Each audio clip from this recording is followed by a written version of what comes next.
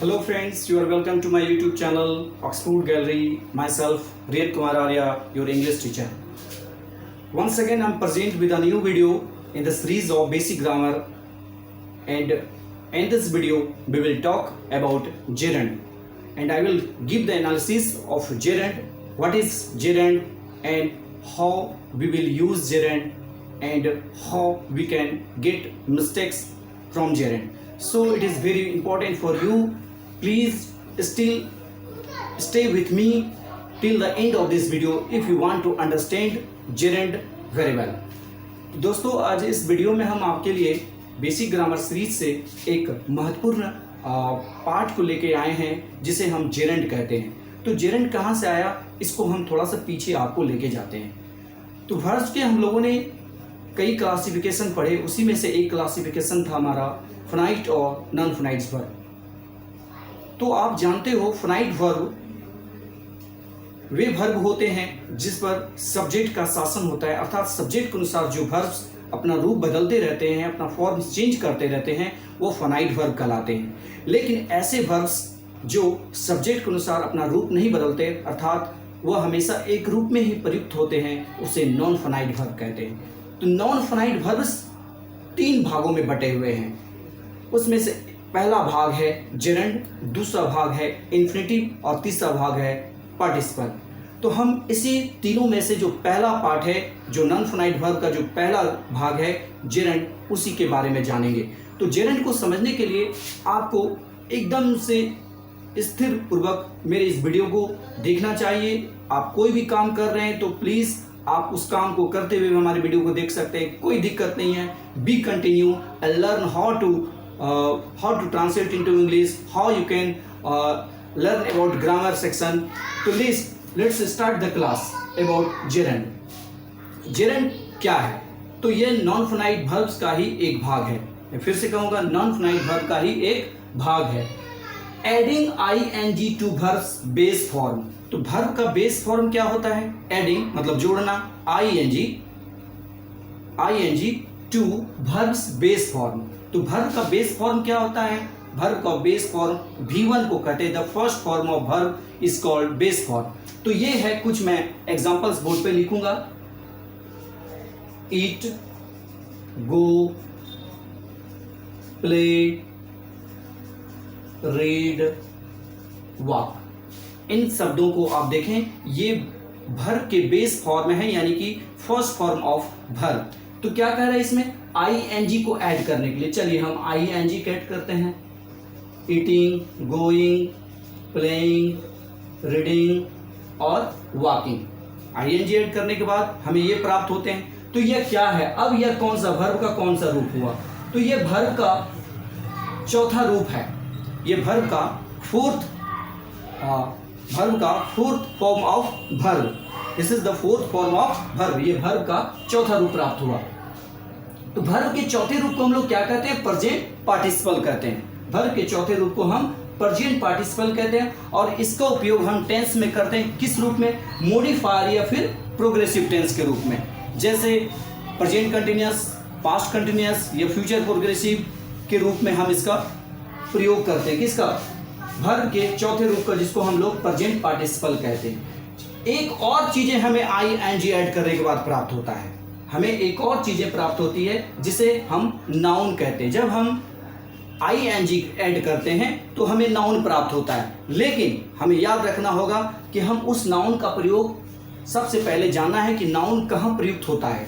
तो नाउन आप लोगों ने ऑलरेडी नाउन पढ़ चुका है, मॉडर्न क्लासिफिकेशन ऑफ नाउन भी मैंने पढ़ा है। यदि अगर आपको प्रॉब्लम्स हो रहे हैं समझने में तो please go back and check all the videos related to grammar section of my Oxford Gallery channels.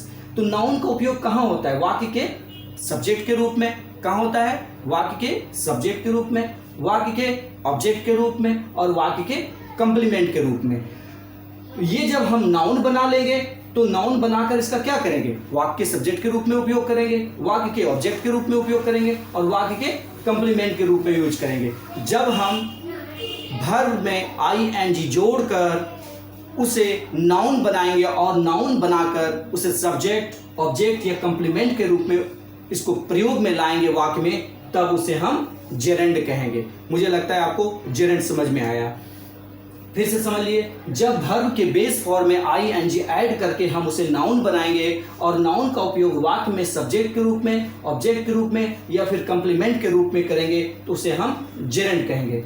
चलिए आगे जानते हैं कि वाक्य का सब्जेक्ट क्या होता है। वाक्य का सब्जेक्ट कोई नाउन या प्रोनाउन हो सकता है। वाक्य का सब्जेक्ट कोई नाउन या प्रोनाउन होगा। जैसे यहां देखता हूं मैं एग्जांपल, मोहन एक अच्छा लड़का है। मोहन यहाँ पे क्या है? एक नाउन है। उसी प्रकार से वह एक खिलाड़ी है, ही इज अ प्लेयर। यहाँ पे ही क्या है? एक प्रोनाउन है। लेकिन वर्ब, इस वाक्य में मोहन सब्जेक्ट है और इस वाक्य में ही सब्जेक्ट है। लेकिन जब कोई वाक्य का सब्जेक्ट कोई वर्ब हो, जैसे उदाहरण के रूप में मैं एक एग्जांपल लेना चाहूंगा। उदाहरण के रूप में, खेलना स्वास्थ्य के लिए अच्छा है। तो खेलना क्या है?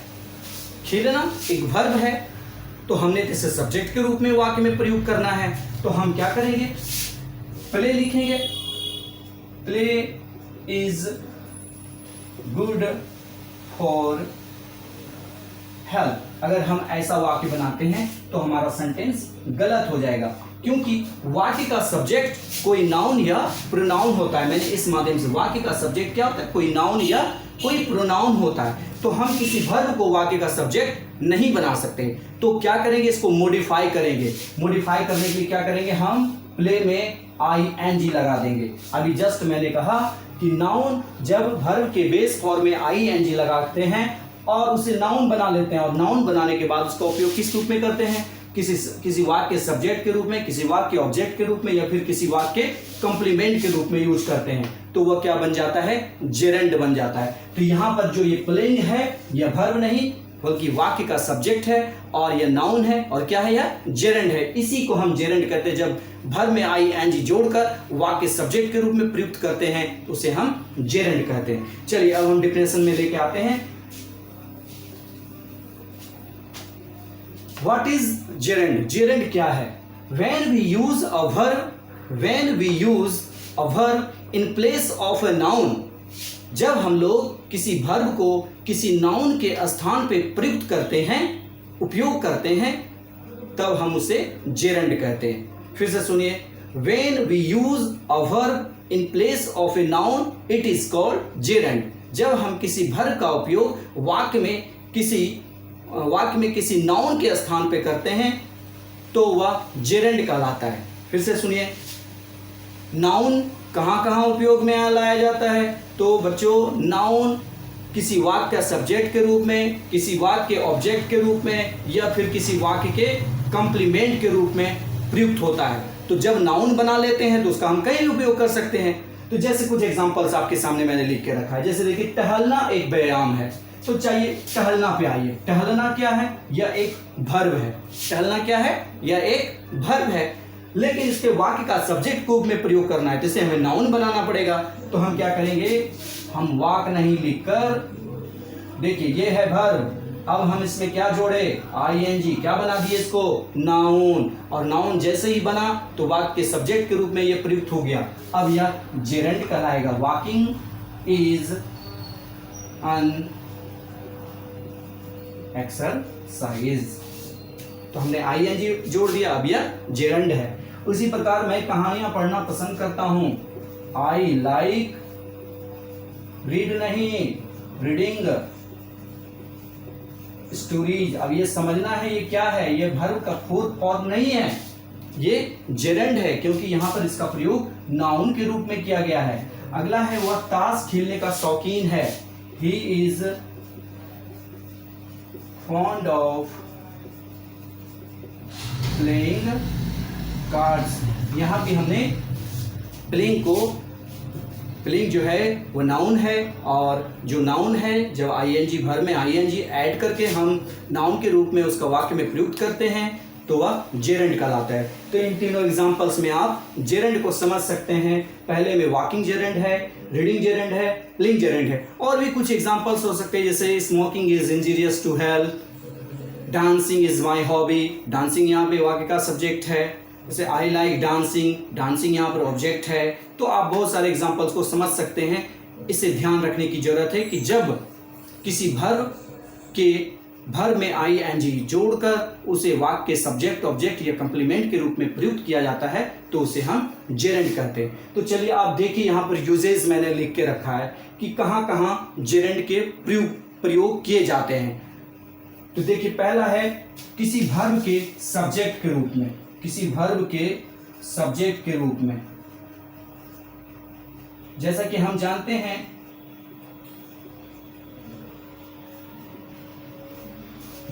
जानते हैं कि जब हम आईएनजी जोड़ेंगे तो वह नाउन बन जाएगा। तो नाउन का उपयोग कहाँ कहाँ होता है? किसी वाक्य के सब्जेक्ट के रूप में, किसी वाक्य के ऑब्जेक्ट के रूप में, किसी वाक्य के कंप्लीमेंट के रूप में और किसी वर्ब के ऑब्जेक्ट के रूप में इसका प्रयुक्त होता है। तो देखिए, इस वाक्य में किसी वर्ब के सब्जेक्ट के रूप में, यहां देखिए वर्ब क्या है? इज, और इज का सब्जेक्ट क्या है? वॉकिंग। तो यहाँ पर वॉकिंग जो है जेरेंड है और इज जो है वर्ब है और इज वर्ब के सब्जेक्ट के रूप में इसका प्रयोग किया गया है। दूसरा वाक्य भी है सिंगिंग इज माई हॉबी। इस वाक्य में भी इज वर्ब है और इज का जो सब्जेक्ट है वह क्या है? सिंगिंग। तो इन दोनों वाक्यों में सिंगिंग और वॉकिंग, ये दोनों शब्द जो हैं वर्ब इज के सब्जेक्ट हैं। तो इस प्रकार जेरेंड का प्रयोग वाक्य सब्जेक्ट के रूप में होता है। दूसरा, किसी वर्ब के ऑब्जेक्ट के रूप में, he enjoys flying kites. He enjoys flying kites. इस वाक्य में क्या है? इस वाक्य में वर्ब है इंजॉयज। दूसरा, सी हेट्स लविंग। तो इस वाक्य में वर्ब क्या है? हेट्स। और इन दोनों का ऑब्जेक्ट क्या है? कर्मशः फ्लाइंग का ऑब्जेक्ट है, सॉरी इंजॉयज का ऑब्जेक्ट है फ्लाइंग और हेट्स का ऑब्जेक्ट है लविंग। तो इन दोनों वाक्यों में आप देख रहे हैं कि इंजॉयज का ऑब्जेक्ट फ्लाइंग है और हेट्स का ऑब्जेक्ट लविंग है। तो यहाँ पर आप देख रहे हैं कि जेरेंड का प्रयोग वाक्य में ऑब्जेक्ट के रूप में भी हो रहा है। किसके ऑब्जेक्ट के रूप में? वर्ब के ऑब्जेक्ट के रूप में भी इसका प्रयोग हो रहा है। चलिए अगला जाते हैं किसी प्रीपोजिशन के ऑब्जेक्ट के रूप में, किसी प्रीपोजिशन के ऑब्जेक्ट के रूप में। He is fond of hunting. He is fond of hunting. तो यहाँ पर प्रीपोजिशन ऑफ का ऑब्जेक्ट क्या है? हंटिंग। प्रीपोजिशन क्या है? ऑफ, और ऑफ का ऑब्जेक्ट क्या है? हंटिंग। उसी प्रकार है I am tired of waiting. तो यहाँ भी प्रीपोजिशन ऑफ का जो ऑब्जेक्ट है वो वेटिंग है। तो यहाँ आप देख रहे हैं कि ये तीसरे रूल्स में, तीसरे एग्जांपल्स में आप समझ पा रहे हैं कि प्रीपोजिशन के ऑब्जेक्ट के रूप में भी इसका प्रयोग होता है। अब चौथा जो है वह है किसी वर्ब के कंप्लीमेंट के रूप में भी इसका प्रयोग होता है। जैसे my hobby is dancing. Is का जो है कंप्लीमेंट क्या है? यहाँ पे डांसिंग है। उसी प्रकार हर हैबिट इज स्पीकिंग लॉर्डली। तो यहाँ इज का जो कंप्लीमेंट के रूप में स्पीकिंग का प्रयोग किया गया है। तो ये जितने भी एग्जांपल्स थे, walking, singing, flying, loving, hunting, walking, dancing और स्पीकिंग, ये सभी जेरेंड हैं जो कहीं पर वर्ब के सब्जेक्ट के रूप में, कहीं वर्ब के ऑब्जेक्ट के रूप में, कहीं वर्ब के कंप्लीमेंट के रूप में और कहीं पर यह प्रीपोजिशन के ऑब्जेक्ट के रूप में प्रयुक्त हुए हैं।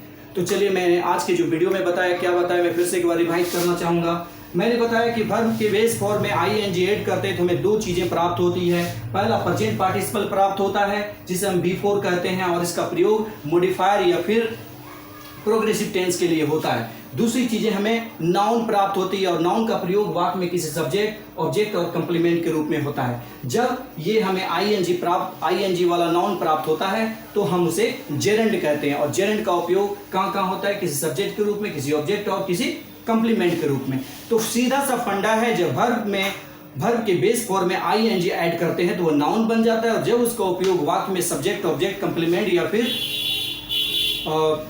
या फिर वर्ब प्रीपोजिशन के ऑब्जेक्ट के रूप में किया जाता है तो वह जेरेंड कहलाता है। वन सेकेंड, आप इधर वाला जनरेशन देखें। When we use a verb in place of a noun, जब हम किसी वर्ब को किसी नाउन के स्थान पे प्रयोग में लाते हैं तो वह जेरेंड कहलाता है। तो थैंक यू हमारी वीडियो के लिए। उम्मीद करते हैं कि आपको जेरेंड अच्छी तरह से समझ में आ गया होगा। If you have any suggestion और question, please go to comment box and write about your question or suggestions. Otherwise, I think you will satisfied with my video and thank you to everybody to stay with me in this video. All the best for all the students.